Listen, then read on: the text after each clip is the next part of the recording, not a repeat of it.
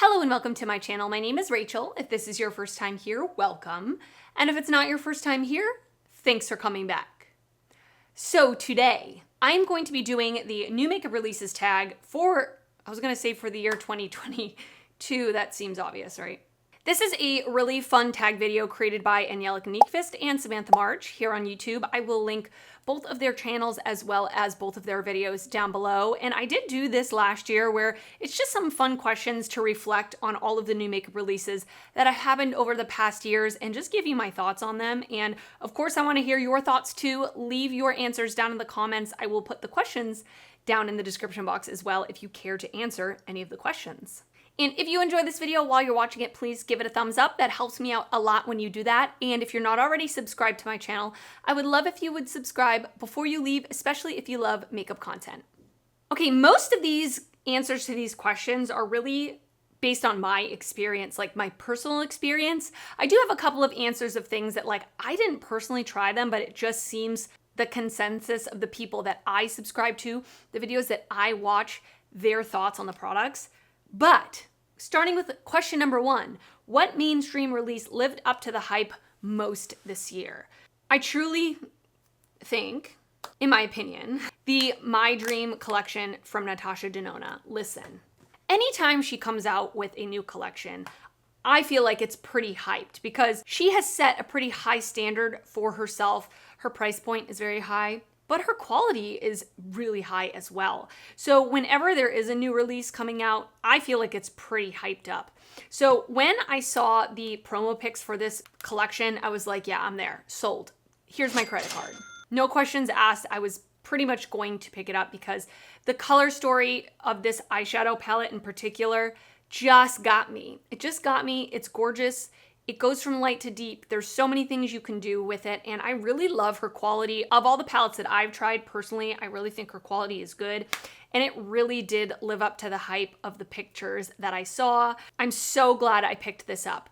And this palette, really nice, great, but the one thing I think was a big surprise to me from the collection was the Cheek Trio. This product is so beautiful, and I liked it so much more than I thought I was going to. I mean, again, I had pretty high expectations with it being Natasha Denona, but I do own one of her blush and highlight palettes, like her bigger ones, and I thought the quality was okay. I wasn't really over the moon, impressed, stunned, excited, but this, stunning.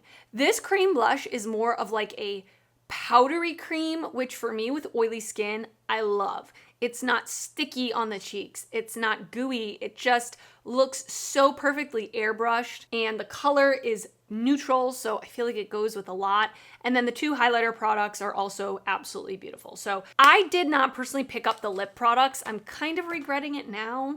I don't need them though. But from what I've seen, people have mentioned that they're some of the top lip products that they have in their collection. They've loved all three products, and so I feel like that also lived up to the hype with the collection. So I would say this collection as a whole was pretty good. Another one that I want to mention that I think lived up to the hype is the Patrick Ta Major Dimension Rose palette. So when he came out with his first palette last year, that was another one I feel like lived up to the hype. It was his first eyeshadow palette.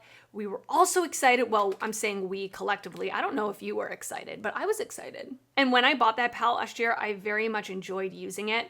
So when he was showing that he was coming out with another palette, it was very hyped. It was like, ooh, is it going to be as good as the first palette? And in my opinion, I think it's even better than his first palette. I think he's improved the shimmer formula. The one previously from the year before was a little bit drier of a consistency, still very beautiful, more toppery sparkle shades. These metallic shades are a little creamier. I think this definitely lived up to the hype of the first one. The first one set a high standard. This exceeded it, in my opinion. So this is definitely one I would consider lived up to the hype. And then the third one I wanted to mention, I didn't personally try anything from Haus Labs' relaunch, but I feel like that did live up to the hype. The first time around that it released, I really was not interested in any of the products at all whatsoever. I felt like they looked really cheap. I felt like people saying the quality was not good. So I had never tried the original launch that she had done on Amazon. And when she was relaunching, honestly, there was a lot of hype around it. I was a little skeptical because I was like, the first time around, I wasn't impressed. Am I really gonna wanna try this? As the reviews have come out over this year with the new Haus Lab stuff, people are raving about it. I have yet to try Haus Labs. So if you've tried Haus Labs, let me know in the comments like what your favorite products from Haus Labs are. I would love to know because it could be a brand that I would be interested in. I feel like I've gained enough trust now, like looking at people's reviews, that I would want to spend the price point because it's not a cheap price point, let's be real. I feel like that relaunch really did live up to the hype. So the next question is, what indie release lived up to the hype most this year? And this was kind of an easy one for me. It is the Serenity palette from Cosmic Brushes. So this palette, at least in like the people that I subscribe to and watch, was very hyped. And it's a very affordable palette from a brand I personally had never heard of before this palette launched. And I had seen so many people talk about how amazing it is. It was very much hyped up to be like, a lot of people are saying it's gonna be one of my favorite palettes of 2022. And so I decided to order it on its like third restock. It kept selling out, restocking. And I got my hands on it. And honestly, I had very high expectations because people that I really trust their opinion or I have similar makeup tastes to them said they loved this palette. And oh my goodness, it is amazing. It's definitely a risk when you buy from a brand you've never bought from before, right? You have kind of no reference point of what to expect. So this is so good. Like the mattes are some of my favorite mattes I've ever tried. They're very, very pigmented, but they're very easy to blend, which is kind of a unique combination that you don't get a lot. The shimmers that are in here are really beautiful. They are really sparkly, but they don't fall out on the cheeks. They're just stunning. This color story is really fun. I mean, it's not like my most favorite color story in the world, but I really do like the variety of looks that you can get. And I teach ballroom dancing, if you didn't know that. If you've been here before, you're sick of me saying it. But I say it just in case there's new people. I brought this to a competition and I created a look for the dance floor with this palette, and it's one of my favorite looks I've ever created. It was so beautiful and incredibly easy to create. So this one definitely lived up to the hype for me, in my opinion, especially from a brand like I had never heard of, and they kind of came out of nowhere. All right, the next question is, which release did not live up to the hype? So I feel like with hyped products, it can really go kind of in a couple different ways, right? Like either they live up to the hype or exceed the hype, which I feel like is kind of rare. When products are so overly hyped, you're seeing them all over TikTok. I feel like not every single product is going to be the same. Well, we know this. It's not going to be the same experience for every single person, right? Depends on your preferences or your skin type or anything like that. There's so many factors that go into whether a product works for you or not. So I am always skeptical when something is very, very hyped, right? So for me personally, one thing that I don't think it's a bad product, but I was expecting a miracle because I felt like it was marketed as a miracle. It's my own naivety, I guess. But the Danessa Myricks Yummy Skin Blurring Balm Powder. So this product, for me personally, I have extremely oily skin. I am 100%, there's no dry patches on my face at all whatsoever. I am just an oil slick, a chicken wing, if you will. And I was really hoping that this was going to help me with that. This is marketed as a product that has really strong oil controlling properties. It is made with Upsolite, which is an ingredient that is supposed to control oil. I don't really feel like it did that much for me personally. I used it several times. I feel like sometimes when I used it, I felt like, oh, okay, yeah, I mean, I can see that it's helped. And then other times I used it and I was like, I'm still pretty oily. Same as I usually would be, maybe slightly less. But I feel like just my expectations were a little high. I think also with it being such a different kind of product than anything that's on the market, or at least how it was described, like an emollient balm that kind of turns powdery when you put it on the skin. I don't know. I guess my expectations were too high and I don't feel like it lived up to that hype. All right, and then the other thing that I don't feel like lived up to the hype, again, I don't think it's a bad product. I don't think it lived up to my expectations. It is the Patrick Ta Major Headlines Blush Palette Volume 2. So I do have the first one. I bought that last year. I love that blush palette.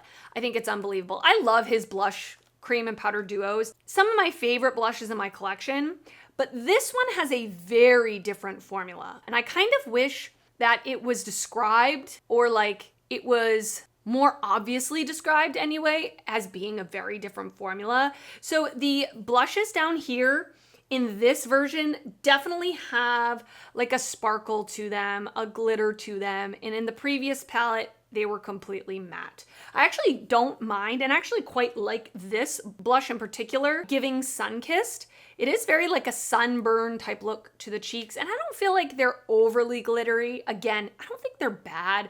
I just don't think they're as good as the first palette. Now, the cream products I don't really like, but it's more a preference thing. I feel like the cream blushes are definitely more on the balmy side. They're not super pigmented like the previous ones. And I don't feel like they ever really build up to look like they do in the pan. Now, again, if you have very dry skin, maybe you would like these, but I'm trying to keep this open, it's not working. If you have very dry skin, you might like these. I have very oily skin, like I've already said. Not my jam. And then this highlighter is clear. It's a clear balm. It kind of reminds me of my like late teens, early 20s days where I would put Vaseline on my cheeks for a little highlight. That's very much what this kind of gives me. And then this powder highlight I think is okay. It's not the smoothest highlight I've ever used, but all in all, I had very high expectations for this, especially after having the first palette and loving it. I definitely was hoping it was going to be just as good, if not better, and I don't feel like it lived up to the previous version. So the next question is, what was the biggest curveball? You know, there's a lot of weird things that launched this year. I feel like it's just going to get weirder and weirder, and we'll get to that later. For me personally, it was that Fenty ketchup packet release. That to me was like, what? What? I think with a lot of releases, we can kind of see the functionality factor in them, even if they are slightly gimmicky, right? Like that recent nail polish that came out with Coors Light, where it changes from blue to silver. Okay, it's kind of gimmicky, but it's also functional, right? I mean, I can still paint my nails with it. I can still wear a blue nail polish that changes colors. I get it. This, to me, had absolutely no functionality whatsoever to it. Were you supposed to be like opening this with a hot dog in one hand and a makeup wipe in your other hand so that you could keep taking off and reapplying the lip gloss as it came out? I'm not sure. I don't know if I'll ever know. But that to me was a curveball in the sense that I was very confused. And then I kind of want to give an opposite view or an opposite perspective of this question in a positive way. A curveball that I experienced in a good way was the Unearthly Cosmetics mystery box. So I feel like whenever you get a mystery box, or whenever I've gotten a mystery box in the past, it's always been like a box with a bunch of products kind of piled into it. A lot of times it's previously discontinued products, or products that are on the clearance page, or products that are existing that they're trying to basically get rid of, right? I mean, oftentimes that is the case.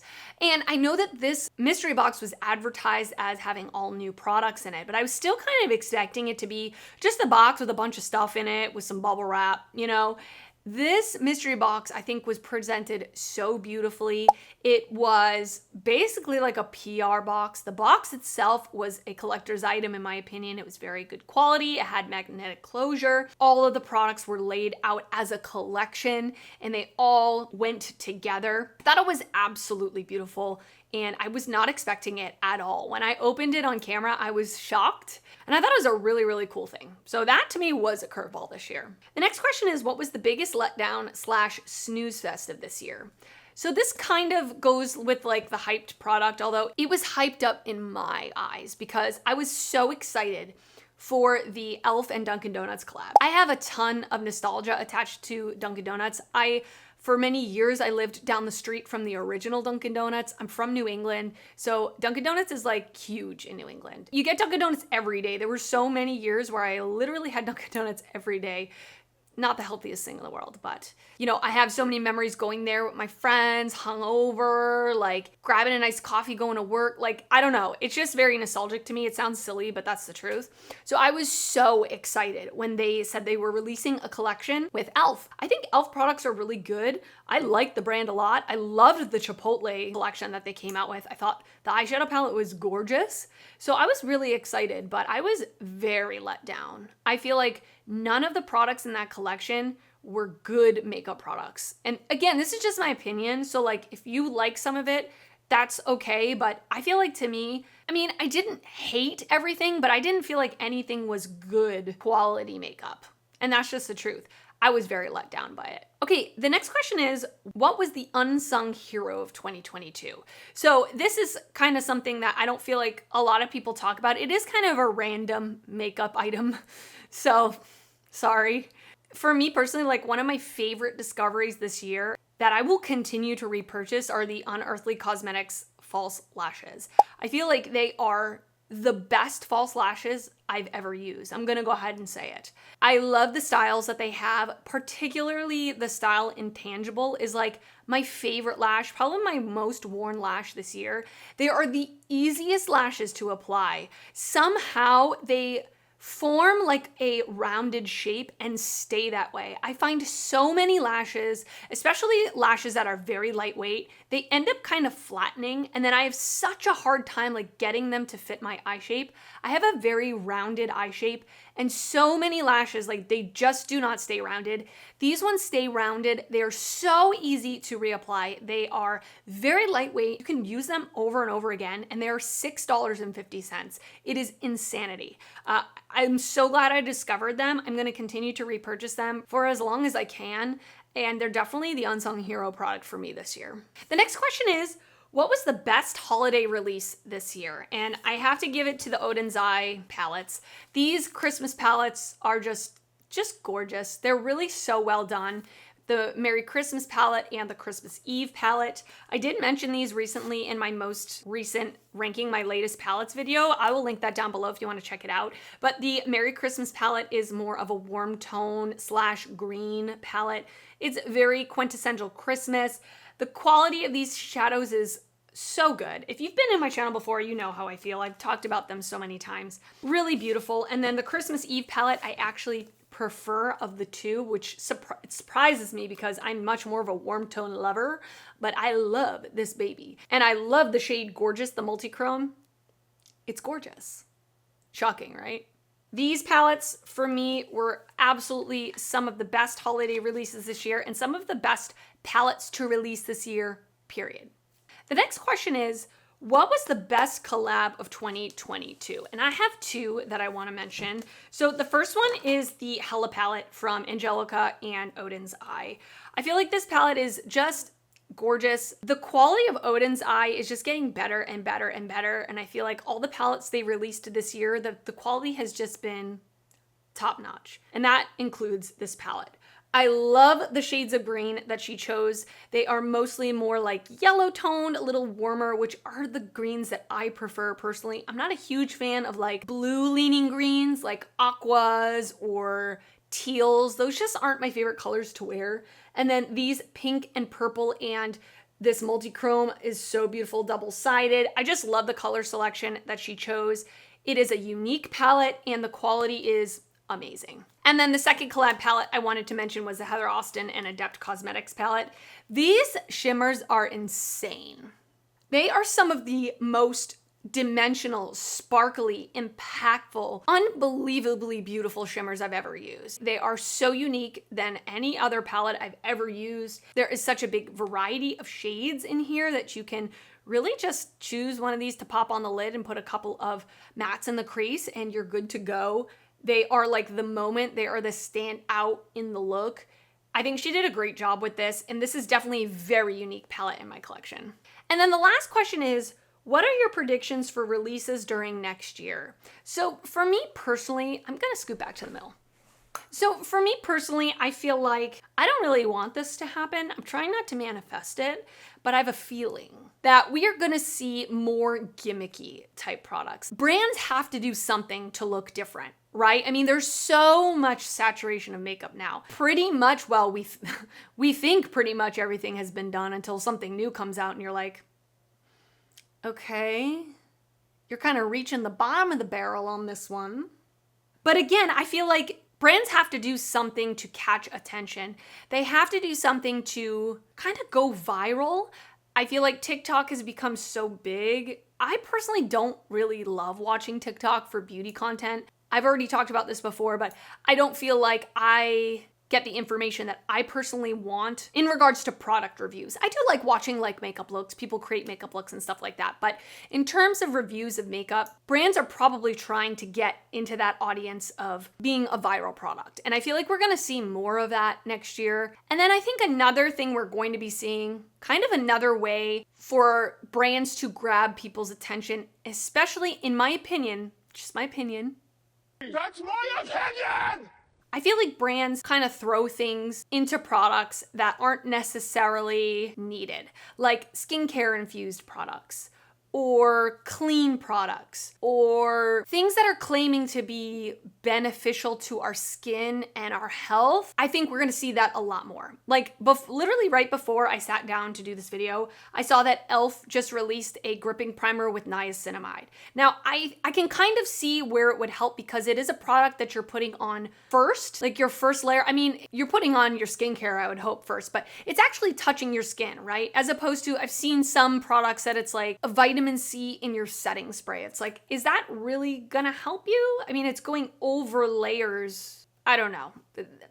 What I'm trying to say is, I feel like we're gonna see a lot of skincare infused products or skin benefiting products, health benefiting products, clean products, more and more of that. I really do, because I feel like it is something when I talk to people that are not in the makeup space in YouTube or people that don't consume beauty content that much, they are very much interested in clean makeup and skincare products, really. So I hope that made sense. I kind of just ranted. I hope editing Rachel can pull that together. But yeah, those are kind of my thoughts about what may release next year. I would love to know what you think. What are your predictions for what is going to be released next year? All right, and that is it for this video. I hope you enjoyed it. I really enjoyed answering these questions. It is fun to look back and answer some questions about things that have been released this year.